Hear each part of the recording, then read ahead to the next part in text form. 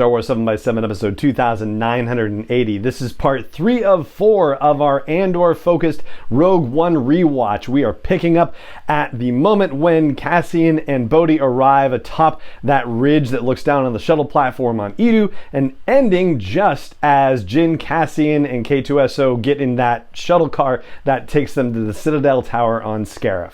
Punch it!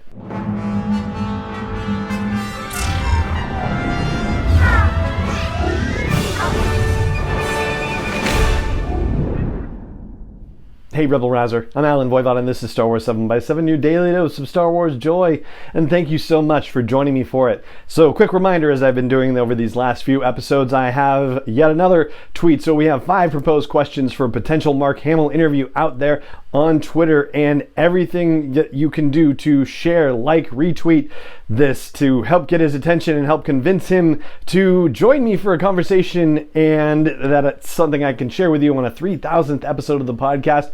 I would greatly appreciate your help. Thank you so much for everything you've done so far. Keep it up, and let's cross our fingers and hope we can move the needle on this.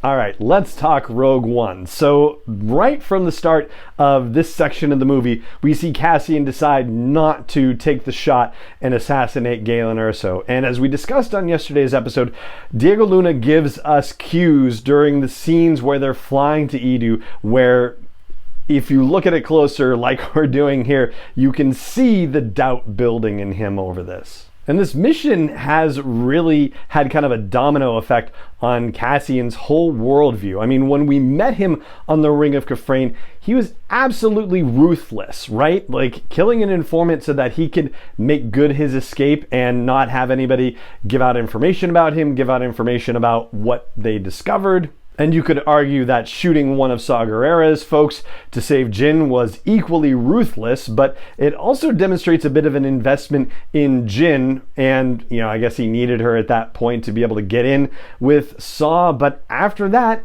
she's kind of expendable potentially as far as he could be concerned, and yet he does not treat her that way, especially when we find out that Alliance forces are on site and he's yelling about Jyn being on the platform and saying, "Jyn, no," and then going to rescue her. That's not stuff that he necessarily had to do, and he's shown us that he has a previous history of doing things that are not necessarily that altruistic, at least within the context of a mission. So something is cracked for Cassian at this point. Not only has he saved Jyn, he has now essentially saved Galen, and now he's invested in saving the both of them.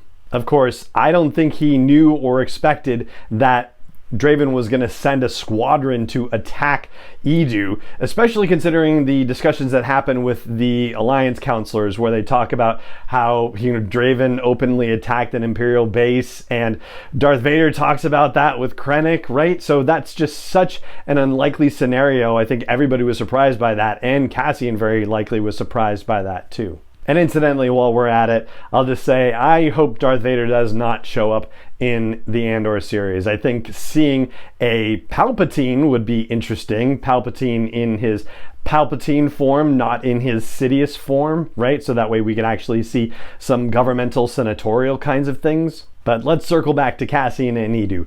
This is Cassian's opportunity to deliver one of his 2 very significant monologues in Rogue One. This is the one where he berates Jyn for deciding that she's suddenly going to care about something and that he's been in the fight since he was 6 years old. And he says to her that she's not the only one who's lost everything and that some of us just decided to do something about it. Now, it does make me wonder how much of her file the Alliance has and how much they've read. They know that she was involved with Saw Gerrera, and I guess they know that she, quote-unquote, lost everything because they know her parents are gone, or at least certainly Galen's gone and Lyra was gone. But they must have known she was fighting with Saw Gerrera's rebels at some point. So yeah, that line, I don't know. Maybe it's something that he's just delivering to be defensive in the moment, which would certainly make sense. And he's angry about being questioned, especially when he feels like he did the right thing, and certainly everything that unfolded from that moment was out of his control and went against what he would ultimately have wanted to happen, despite going there under entirely different circumstances. Then, of course, when they get back to Yavin 4 and find out that the council's not going to authorize an attack on Scarif, that's when Cassian gets to give us his other signature speech in Rogue One, talking about how, they've all done terrible things for the rebellion, they're spies and saboteurs and assassins. And he says that if he walked away from the fight now, that he couldn't live with himself. So this is another continuation of Cassio sort of unraveling the domino effect of this mission. I mean, he disobeyed the direct order from General Draven to assassinate Galen Erso. Now he's disobeying orders from the entire rebellion leadership and deciding that he's going to organize people to go to Scarif.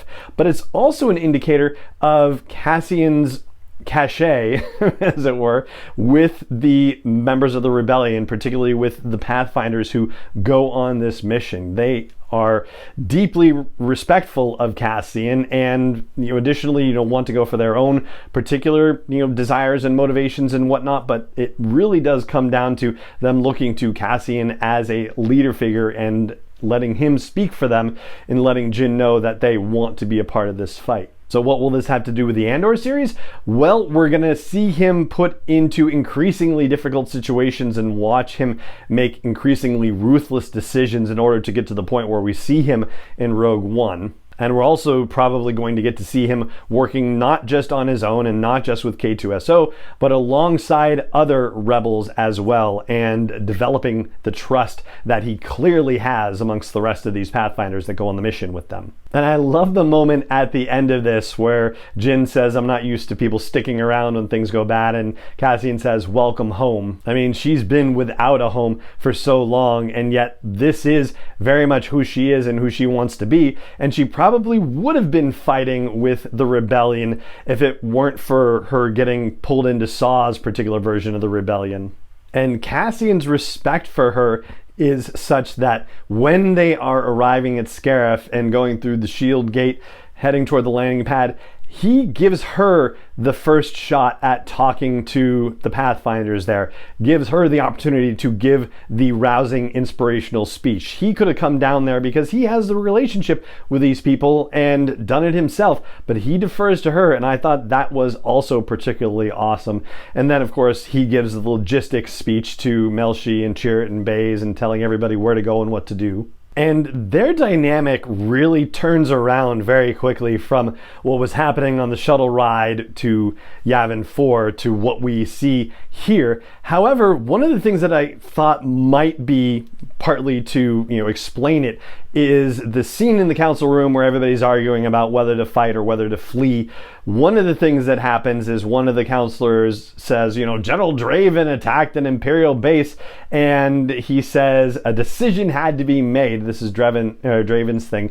And Jyn Erso is there for this exchange, and it made me wonder whether she had a moment to realize, okay, maybe it wasn't Cassian's decision to send a squad there to bomb everybody. Maybe he's just part of this, whole machine. And maybe that's something that she could understand, having been a part of Saw Gerrera's partisans, considering the things that he authorized and wanted people to do, and she ultimately couldn't go anywhere near as far as he wanted her to go. And so ultimately that kind of makes Cassian and Jyn very similar in some regards, although I will say Cassian has certainly demonstrated, I think this is the word I'm going to keep leaning on, a ruthlessness that maybe Jyn, won't necessarily consider or wouldn't have considered in his place, but it seems like it's something that's key to Cassian's character, and I think we're going to see that developed over the course of the Andor series. And the last thing I'll note is that even in spite of the council deciding that war is not the answer, Mon Mothma is still a realist, and she's at the point where she privately confides to Bail Organa that,